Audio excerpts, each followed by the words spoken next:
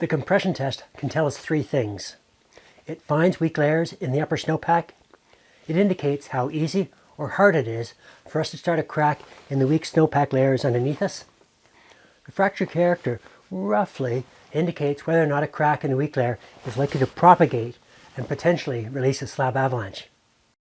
Select a site that is undisturbed and similar to the aspect and elevation of the slopes you intend to ride. Sites in non-avalanche terrain are safer and typically provide valid results.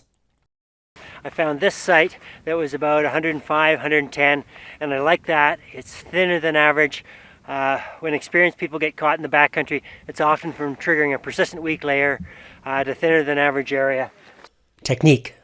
Isolate a column that is 30 by 30 centimeters and up to 120 centimeters deep.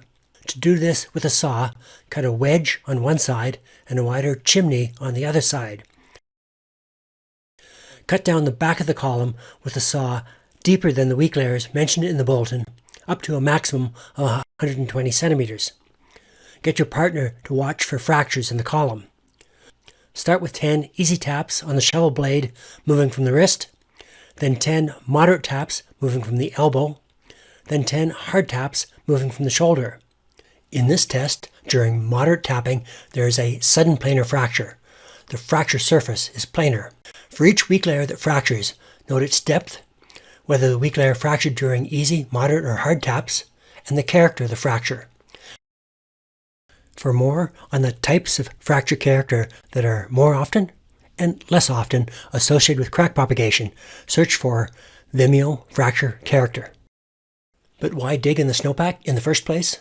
Like some recreationists, I find tests like the compression test and extended column test can help me identify and assess the weak layers mentioned in the avalanche bulletin.